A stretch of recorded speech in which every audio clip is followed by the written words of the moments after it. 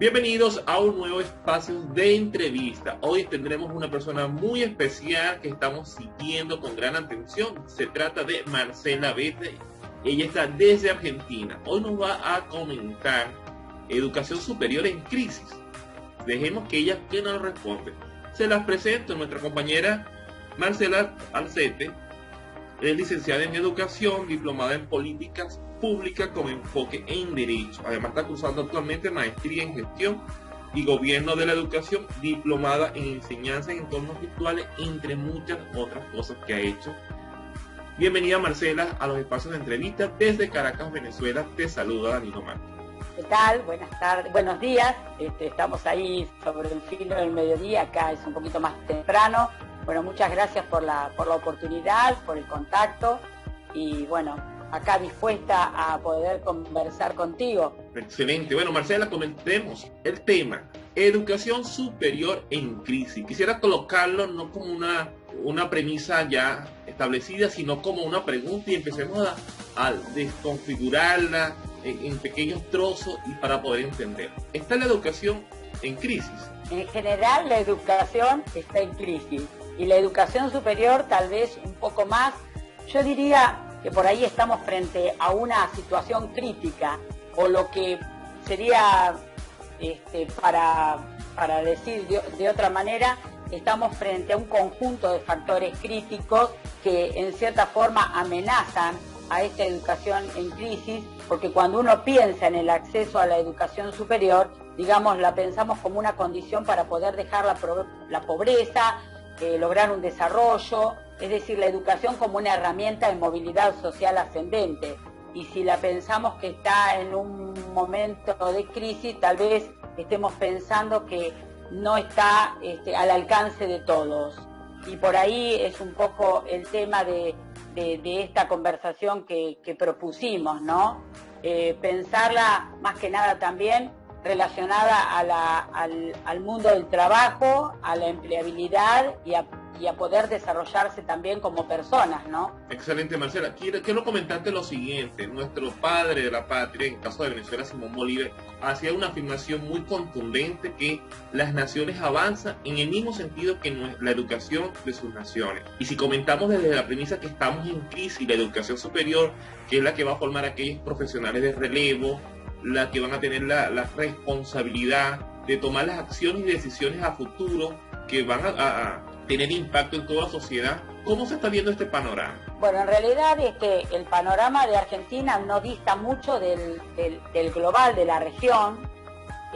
Hay diagnósticos que dicen que hay muchos estudiantes que se matriculan en el primer año, pero que después por alguna razón específica van desertando. Hay varios que se van que van avanzando en sus estudios superiores y sin embargo no logran matricularse, no logran egresar, y en ello confluyen varias causales. Pienso yo, y bueno, he estado leyendo al respecto de esto y tomando algunos estudios que ha realizado inclusive la UNESCO, que tiene que ver un poco también con el tema de programas de estudio que resultan obsoletos, prácticas docentes que distan por ahí de la motivación que requiere el alumno que transita, digamos, el nivel superior. En el caso puntual de Argentina hay una ley de educación superior que dista de 1995, creada bajo una ley de educación que contradice la que tenemos actualmente. Entonces, por ahí podemos pensar que por allí transita la crisis, ¿no? Que daría la impresión de que esta educación superior no está preparada o no se está ayornando a esas habilidades que requiere el siglo XXI de nuestros estudiantes y de los futuros profesionales que serían los egresados de este nivel, ¿no es cierto? Marcela, quiero colocar otro ingrediente a esta receta que estamos desarrollando el día de hoy para tratar de entenderle. Y quiero comentarte lo siguiente. En el caso de los gobiernos, vemos que, por lo menos en el caso de Latinoamérica, en el caso particular de Venezuela, quizás también en Argentina, cuando hay un cambio de gobierno, quizás también la visión cambie en cuanto al tono de la educación. También tomamos como premisa que que muchos de los gobiernos toman a la educación en el sentido en que sus ciudadanos quieren que se formen hacia la dirección de visión de país particular para la época y el momento.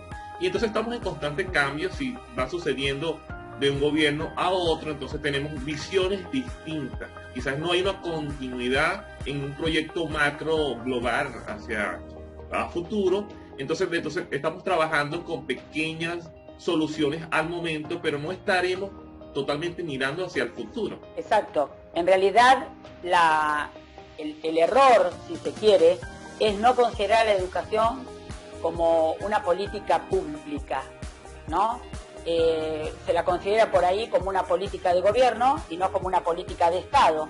Esto quiere decir que debería trascender cualquier color político y por lo tanto tener un plan a largo plazo, de manera que no suceda esto que tú dices, que cada vez que cambia un gobierno, digamos, en algunos casos se retrocede porque se desecha todo lo que hizo el anterior, pensando que todo estuvo mal y no se considera lo que sí se fue haciendo bien, porque no todos los gobiernos hacen cosas malas en el sentido educativo.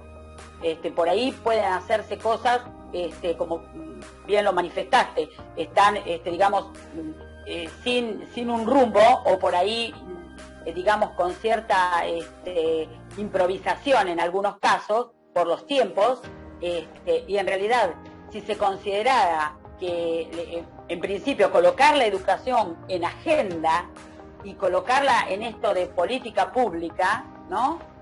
Bueno, creo yo que estaríamos un poco mejor preparados de manera global, ¿no es cierto? No solamente en Argentina, para poder ir enfrentando los cambios que requiere la sociedad para ese futuro egresado de cualquier nivel o modalidad del sistema educativo, pero fundamentalmente en el nivel superior. Estamos conversando con Marcela Abete desde Argentina. Marcela, coméntanos acerca de la siguiente contradicción, por lo menos en el caso de Venezuela, y también conozco que de varios países de Latinoamérica, en cuanto a esta política que debería ser de Estado y no de gobierno en particular, los que menos son tomados en cuenta o consultados son las academias, son las universidades, para crear estos planes, programas y pensiones educativos.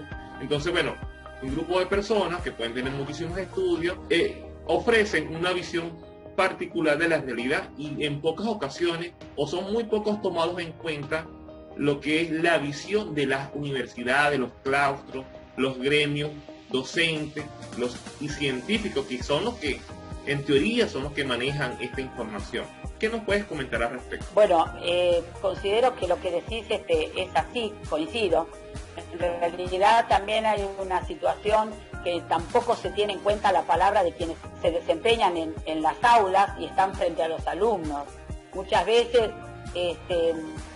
los equipos de gobierno no están formados por personas que provienen, digamos, del aula, que conoce por ahí la realidad del contexto de cada profesión o de cada carrera.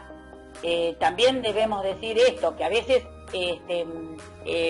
el claustro o digamos, los profesionales de la educación no están en contacto con la realidad del alumno a diario y tampoco con lo que quiere la sociedad de ese alumno. Yo pienso que en este momento hay un alejamiento bastante importante de las instituciones y de los programas de gobierno en lo que tiene que ver con la educación con respecto a lo que requiere el mundo de hoy, esto de que hablábamos de las habilidades del siglo XXI, ¿no? Y que mientras exista ese alejamiento, que se ve agudizado además, por eso también la crisis, ¿no? Se vio agudizado con la pandemia, porque el tema de la pandemia puso al descubierto un montón de situaciones que se venían por ahí vislumbrando, pero que en realidad con esto de la pandemia, bueno, florecieron y se acrecentaron, ¿no? El tema de la no presencialidad trajo aparejado un montón de situaciones que por otro lado en algunos casos fue beneficioso, porque bueno, avanzamos en todo esto de la virtualidad de una manera estrepitosa, que en realidad no lo hubiéramos hecho de otra manera. Pero por otro lado, no todas las instituciones educativas estaban preparadas para poder brindar una oferta de manera virtual, y por lo tanto hubo muchos estudiantes que quedaron por fuera y que aún no se han recuperado. Y esto afecta también en el tema de la educación de nivel superior, porque si bien no es obligatoria, en realidad debería ser más motivadora, debería ser más inclusora, y debería tener, digamos, esto de poder acompañar más al estudiante, porque se supone que es el futuro egresado, el futuro técnico, el futuro profesional que vamos a tener en nuestra sociedad trabajando, ¿no? Marcela, hay una palabra que no es nada nuevo para nosotros y para nuestra audiencia, que es la globalización.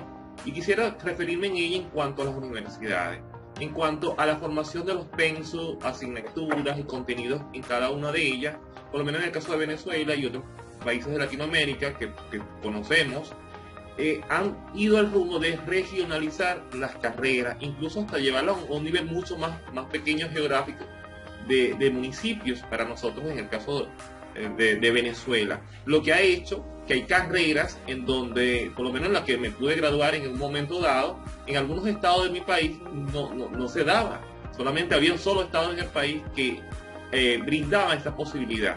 ¿Qué pasa con esto? Que estamos en un país que está desde hace mucho tiempo globalizado y estamos formando a profesionales con competencias muy específicas para un área contenida específica y con una visión particular. Te doy un ejemplo. Si mi pueblo es un pueblo pesquero, todos los profesionales están dentro de esa área.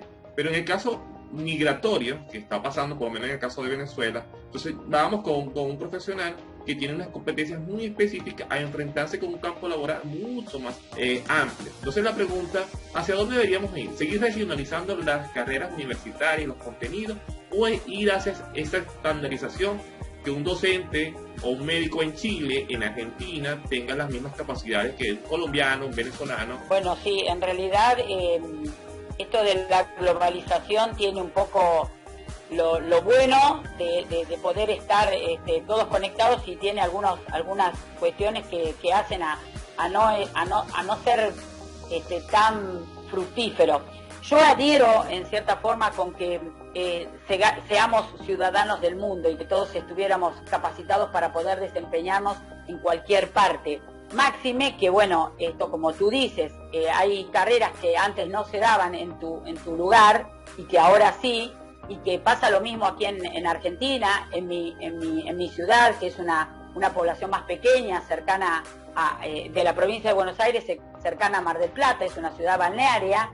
Lo que yo rescato de todo esto, que bueno, para estos lugares donde la enseñanza universitaria o de nivel superior estaba cegada digamos, porque había que ir a las grandes urbes, a mí me parece muy interesante que se pueda regionalizar las propuestas, contextualizar de acuerdo, digamos, a las necesidades que va requiriendo cada sector, porque como tú dices, no es lo mismo, digamos, desarrollarse como médico en una determinada población o de acuerdo a la característica productiva, ¿no?, que se requiere y demanda mayores técnicos o mayores profesionales en un área determinada.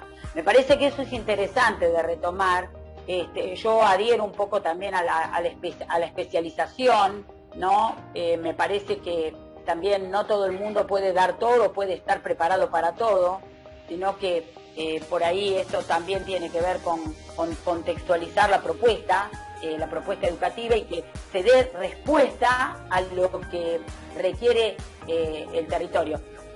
Para hacerlo un poco más gráfico, en mi ciudad habemos más o menos 4, 5 o 6 ofertas a nivel superior que no son universitarias, digamos, presenciales. Hay hay oferta universitaria que es por ahí virtual. Lo que tratamos desde la institución, propiamente y desde todos, es no superponerlos con las ofertas educativas, de manera que pudiéramos dar respuesta a todas las demandas que requieren. En el caso de la institución en la que yo estoy, por ejemplo, nos estamos posicionando en el área de salud, porque entendemos que esto de la pandemia ha traído o ha puesto al descubierto una falta de personal en el área de salud que nosotros deberíamos cubrir. Marcela, quisiera retomar una palabra que comentaste al inicio de la entrevista, que es la motivación. Entonces vamos ahora al área de los estudiantes en cuanto a qué motivación tenemos como estudiantes para cursar una carrera superior, entendiendo que no todos tendríamos que ir a la universidad si no lo deseamos, pero aquellos que están presentes en nuestras aulas con las dificultades que se están presentando actualmente, ¿qué motivación existe para obtener una carrera universitaria? Por lo menos en el caso de Venezuela te comento con gran expectativa de que nuestros estudiantes ganarían mucho más estando en la informalidad, haciendo algún tipo de trabajo, que asumiendo todo lo que asume una carrera universitaria, los compromisos y responsabilidades. Entonces, el tema de motivación ha sido un tema de gran interés para nosotros porque la deserción escolar ha sido muy alta, y no solamente por el tema de la pandemia, sino que ya veníamos en esa debacle en donde nuestras universidades no estaban ofreciéndole un sentido claro y proyecciones de vida y de crecimiento para nuestros profesionales que se estaban formando en nuestras universidades, en el caso de Venezuela. En el caso de Argentina, los argentinos tienen motivación para ir a la educación superior. En realidad, la motivación tiene que ver con que, uno va teniendo, digamos, distintos estadios. Antes, con terminar la primaria, alcanzaba. Después, con terminar la secundaria, alcanzaba para obtener, digamos, un empleo o un trabajo o poder acceder a un empleo que a uno le gustara. A mí me parece que la motivación pasa por ahí, de ir superando en esto del ascenso social, digamos, para poder pasar por el nivel superior, de manera que después uno pueda encontrar trabajo. El tema pasa por ahí, que la desmotivación surge el día que que la gente se gradúa y no consigue trabajo de aquello para lo que estudió. Y entonces es muy conocido por ahí el dicho aquí en Argentina, que por ahí vamos a encontrar algún médico manejando un taxi, ¿no? O haciendo otra tarea que no tiene que ver con la tarea para la cual se formó. Y creo que por ahí pasa la motivación, ¿no? Estudiar para poder trabajar de lo que a uno le gusta, porque se supone que para lo que uno estudió es lo que a uno le gusta, y me parece, yo siempre digo, debe ser muy frustrante trabajar de algo para lo que uno no se preparó o para lo que uno no le guste. Entonces, me parece que por ahí pasa la motivación, ¿no? De hacer lo que uno quiere en función de lo que el interés por lo que pasa la vida personal o la vida profesional. Tampoco podemos dejar de lado que, en esta coyuntura que estamos actualmente, hay muchos de nuestros egresados que tienen que irse del lugar de origen a buscar otros horizontes. Y no hablo solamente de irse del país, hablo también de irse de estas pequeñas ciudades que forman parte del interior y que a veces no da respuesta, digamos, a la demanda de ese profesional, de ese nuevo profesional que quiere volver a su lugar de origen, ¿no? Marcela, coméntanos al respecto. Hace pocas semanas estuvimos desde la red de apoyo Motivarte un evento internacional en cuanto a la educación.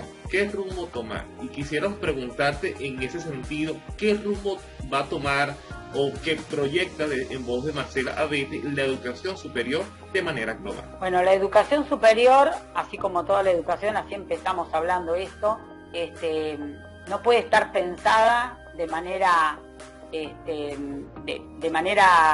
personalista, individualista de un gobierno de turno.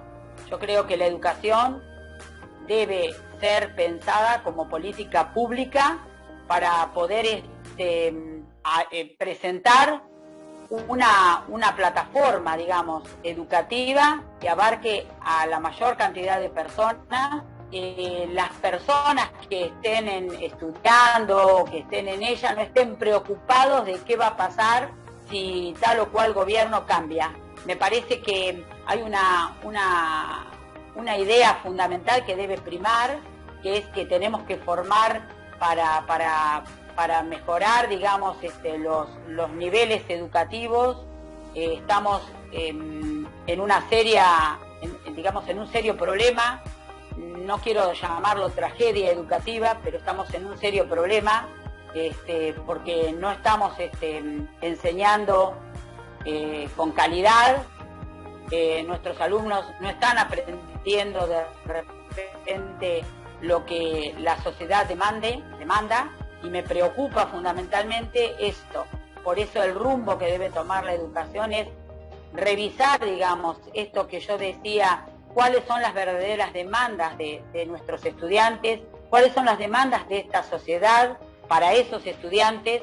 Por eso es importante la formación docente, ¿no? La formación del profesorado, la capacitación permanente del profesorado y fundamentalmente la revisión de los marcos conceptuales de las carreras de nivel superior que han quedado atrás con respecto, digamos, a lo que hoy se demanda. Y hemos llegado a la sección ¿y a ti qué te motiva? ¿Qué motiva a Marcela Abete?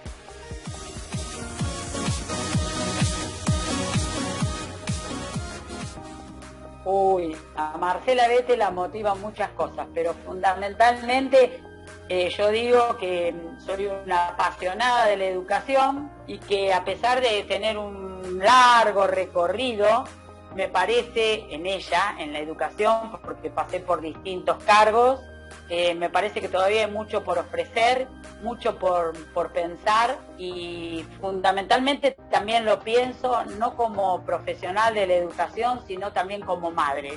Me motiva mucho que por ahí mi hija, que está transitando el nivel superior en la universidad en este momento, a veces se me motive por estas prácticas docentes o estas vicisitudes que se presentan, digamos, con respecto a los programas de estudio, que por ahí diga, ¿para qué estoy estudiando? ¿No? Y me parece que desde ahí parte, ¿no? La motivación pasa por ahí, querer cambiar algunas cosas que se vienen haciendo más o menos, y que bueno, desde afuera no, hay que involucrarse para poder pensar en este futuro para esta América Latina, que bueno, tiene que escapar a esto de la globalización y poder también pensar digamos, en la juventud, en el adulto. También hay una realidad que hay mucho adulto que está estudiando de grande, y bueno, eso es muy interesante, ¿no? Creo que por ahí pasa la motivación. Mi propia motivación tiene que ver también con eso. Yo estudié de grande, sigo estudiando, a pesar de haber hecho ya mi carrera docente, y por ahí, bueno, esa es la pasión por esto que tiene que ver de cambiar aquello que no está bien. Hoy hemos conversado con Marcela Abete desde Argentina, quien es licenciada en Educación, diplomada en Políticas Públicas con enfoque en Derechos, además está actualmente cursando la maestría en Gestión de Gobierno de la Educación. Muchísimas gracias, Marcela, por regalarnos este espacio y empezar a conocer esta educación superior y el rumbo que puede tomar. Desde Caracas, Venezuela, les acompañó Danilo Mar. Y aquí seguimos creciendo juntos. Muchísimas gracias.